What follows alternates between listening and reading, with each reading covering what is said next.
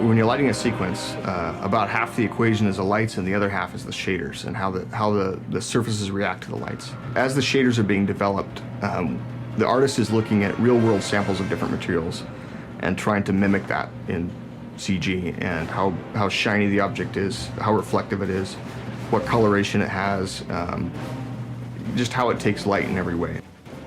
So there was a lot of effects elements that we knew we had to create that we didn't know exactly what they needed to look like. We had an idea. You can kind of imagine what low-lying fog would look like, for example, but without actually seeing it in action, you don't get the nuances that sell it as being realistic. So one of the things that we did was we rented out a studio and we went and we shot practical effects, basically.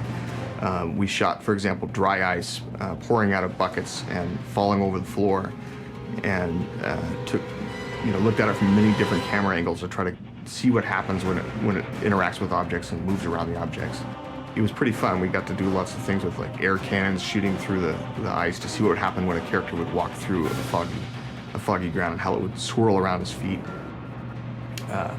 We also shot reference for doing dust, like heavy blowing dust in the air, where we took bags of flour and shook them in front of a fan and watched it go through the air. That was great fun.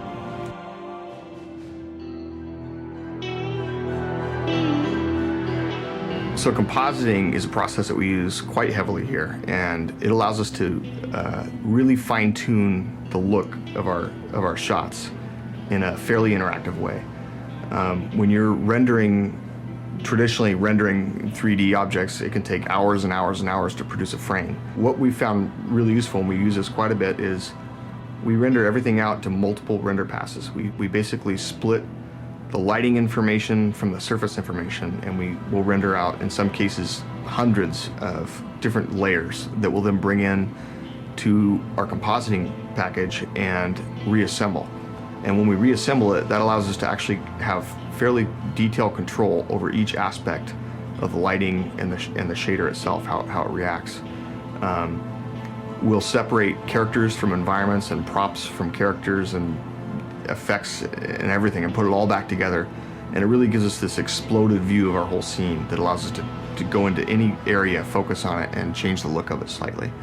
And so the real challenge is to pull it all together at the end and make it look like it was all rendered at once, and that every frame of our cinematic looks as good as it can. It looks like a painting, essentially.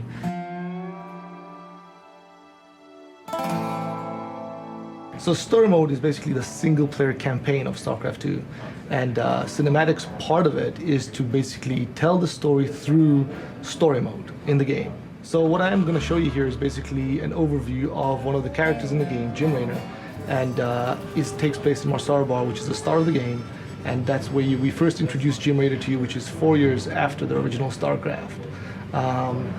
Over here we can go over to basically a general model of Jim Raynor, which is basically just modeled, and we usually start off with a concept art for Jim Raynor, and then through that build a model and then go on to texturing.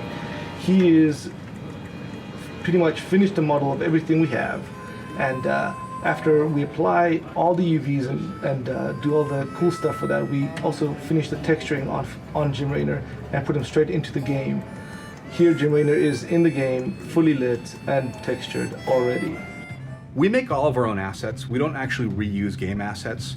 We looked at that very early on. It would have been great if we could have. The problem is all the game assets were designed to be viewed from this God view where you're looking down from anywhere from a couple of miles up. And so they're all designed to be looked at from that angle, which means colors have to be exaggerated. You can't have a lot of complex detail because it just turns into a noise when you're far away.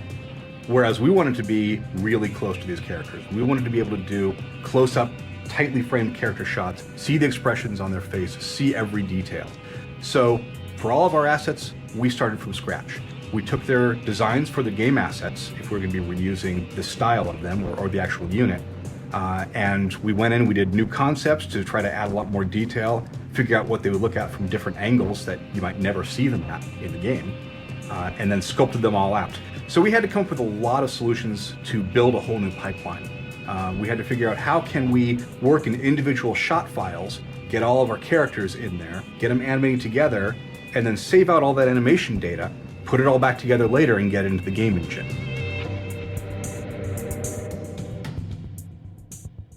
So thanks for hanging out and checking out the cinematic creation process, and we hope you guys enjoyed it, and we'll see you guys on Battle.net real soon.